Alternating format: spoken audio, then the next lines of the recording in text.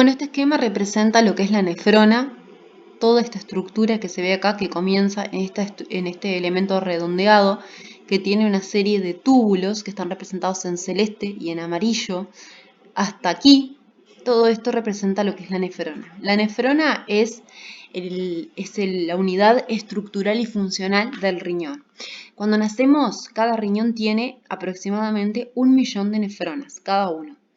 Esas nefronas que tenemos al nacimiento no son las mismas que vamos a tener cuando tenemos 80, 70 años. A medida que uno va envejeciendo, se van perdiendo las nefronas y esas nefronas no se van a recuperar.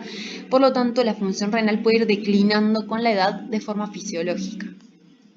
Vamos a adentrarnos un poquito más en lo que es la nefrona, unidad estructural y funcional del riñón. Se van a encargar de realizar 3 procesos vitales para la función del riñón, que son la filtración, la secreción y la reabsorción. A través de estos 3 procesos se va a ir filtrando la sangre y se va a lograr el mantenimiento de la homeostasis del medio interno. Bueno, acá tenemos un esquema que nos muestra lo que es la corteza del riñón, representada en como este rosado más claro. Toda esta estructura más oscura representa una pirámide, o sea, la médula. Acá se ve la arteria arciforme, marcando bien claro el límite entre la corteza y la médula. Y acá tenemos cómo se distribuyen las nefronas a nivel de la corteza y la médula renal. La nefrona está formada por 2 partes bien diferenciadas. Esta parte redondeada, que es el corpúsculo renal, que a su vez tiene 2 componentes, que después lo vamos a ver, y todo el sector tubular de la nefrona, que empieza en el túbulo contorneado proximal, que es este que está acá. Proximal se llama porque está cerca o próximo al corpúsculo renal.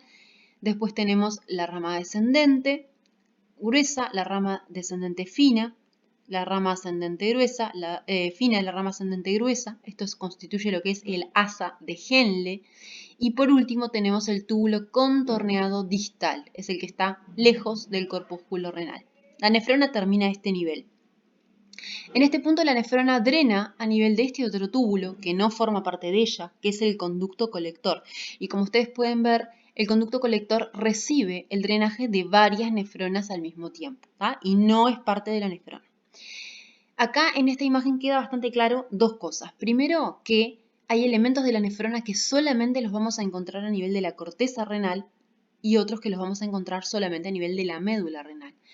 El corpúsculo renal y los túbulos contorneados proximal y distal solamente los podemos ubicar a nivel de la corteza renal, o sea, son estructuras que solamente van a estar en la corteza. Y las asas de Henle son estructuras que van a estar en la médula. La otra cosa importante es que de acuerdo a la longitud del asa de Henle, nosotros podemos dividir a las nefronas en 2 tipos. Nefronas yuxtamedulares, a las de asa de Henle larga, que penetra como profundamente a nivel de la médula, yuxtamedulares, y las nefronas corticales o de asa de Henle corta, que son estas de acá. La mayoría, el 85% de las nefronas del riñón son de este tipo, de asa de Henle larga o yuxtamedulares. Bueno, acá tenemos los vasos peritubulares, todos estos capilares que se ven acá alrededor de los túbulos son los capilares peritubulares, que después vamos a hablar un poquito de su función.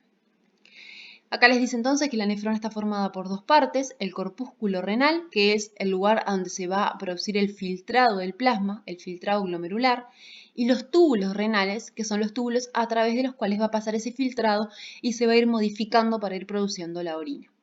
El corpúsculo renal, la parte redondita, va a estar formado a su vez por 2 elementos, un elemento vascular, que es el glomérulo, y otro elemento que se llama la cápsula de Bowman.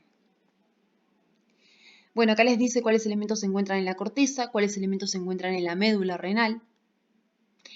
Y acá este esquemita está bastante claro, me parece. Tenemos por un lado el corpúsculo renal, que está formado por estas 2 cosas. Por un lado lo que está en rojo es la parte vascular, el polo vascular, y lo que está en amarillo es la parte urinaria. Todo esto es el corpúsculo. Este es el glomérulo, los capilares que se ven acá adentro son los capilares glomerulares, y esta estructura que lo envuelve es la cápsula de Bowman. Y todo esto en conjunto forma esa pelotita a la que llamamos el corpúsculo renal.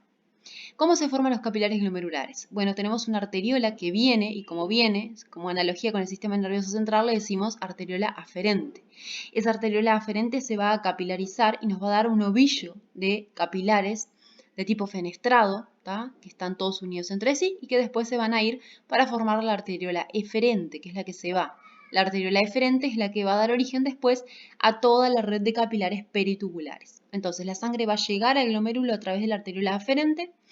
En el glomérulo la sangre se va a filtrar, va a pasar el plasma hacia el espacio urinario de la cápsula de Bowman, que es este espacio que se encuentra por acá, y después ese líquido va a ir moviéndose a través de todo el sistema tubular y cada parte de la nefrona lo va a ir modificando, dependiendo de qué parte estemos hablando, lo que le va a ir pasando a ese líquido hasta que se va a transformar finalmente en la orina. La cápsula de Bowman, que es toda esta cosa amarilla que se ve acá, tiene una hoja visceral que viene a ser esta que estoy señalando, que es la capa de la cápsula de Bowman que está en relación con los capilares glomerulares y está formado por un tipo celular que se llaman los podocitos, y tiene una hoja parietal, que es esta que queda por fuera, que la estoy señalando, y que está formada por un epitelio simple plano. Entre medio de la hoja visceral, que es esta, y la hoja parietal, que es esta, queda este espacio que se llama el espacio urinario o espacio de Bowman, que es a donde va a parar el filtrado. Una vez que sale el plasma de la sangre, va a caer en este espacio de acá y después se va a ir moviendo a través de todos los túbulos renales. Bueno, lo mismo. Arteriola aferente vendría a ser esta que está acá, viene para acá, se capilariza. Acá tenemos los capilares glomerulares.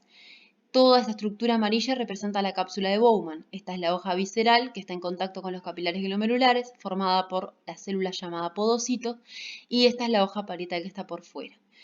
El plasma se filtra desde los capilares y pasa hacia el espacio urinario, que es este espacio de acá. Entonces, lo primero que va a transitar es la primera porción de los túbulos, que es el túbulo contorneado proximal. Ese líquido que se filtró va a contener un poco de glucosa, no mucha, un poco, algunos aminoácidos, prácticamente no va a tener proteínas, va a tener sodio, va a tener potasio, va a tener cloro, va a tener agua y va a tener bicarbonato. El túbulo contorneado proximal se va a encargar de devolver a la sangre todas aquellas cosas que el organismo no debería perder, como son la glucosa y los aminoácidos. O sea que el túbulo contorneado proximal, volviendo un poco, que es este que está acá, lo que va a hacer es devolver a la sangre todo aquello que el organismo necesita de vuelta. Entonces, imagínense que acá al lado de este túbulo hay un capilar peritubular. Lo que pasa es que el líquido que se había filtrado pasa a través de las células hacia la sangre. Eso se llama reabsorción. También se va a reabsorber cloruro de sodio. Del 100% del cloruro de sodio que se haya filtrado, un 60-65% va a ser devuelto a la sangre junto con agua. Entonces ahí vamos a seguir transitando, el líquido ese va a seguir transitando y ahora va a llegar al asa de Henle, que es todo esto. Esta es la rama descendente del asa de Henle. En esta rama descendente lo que va a pasar es que el líquido que está adentro del asa de Henle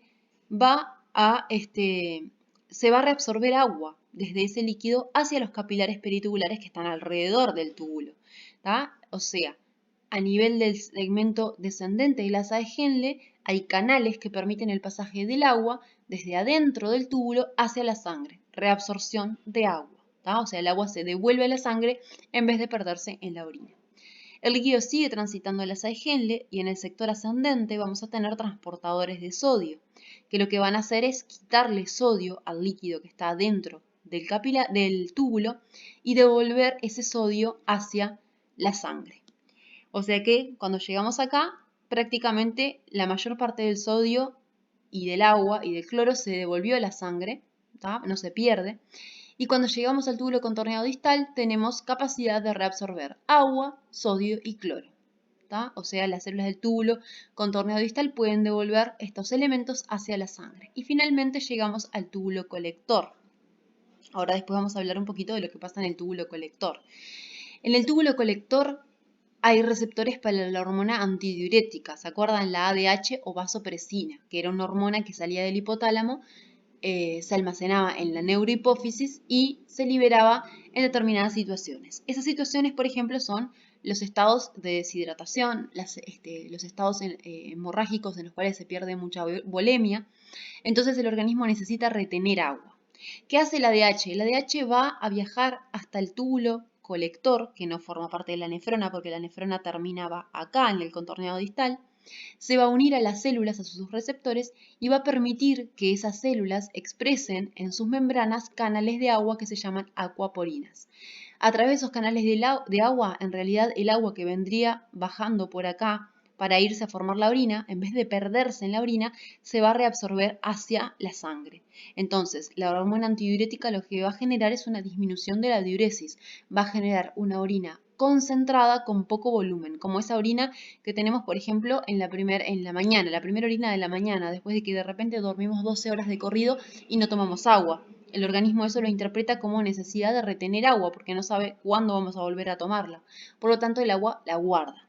En situaciones de hiperhidratación, cuando no necesitamos agua y tenemos que perderla, la ADH baja en cantidad, disminuye su concentración, los canales de agua ya no están en la célula y por lo tanto el agua, en vez de absorberse hacia la sangre, se va a perder en la orina.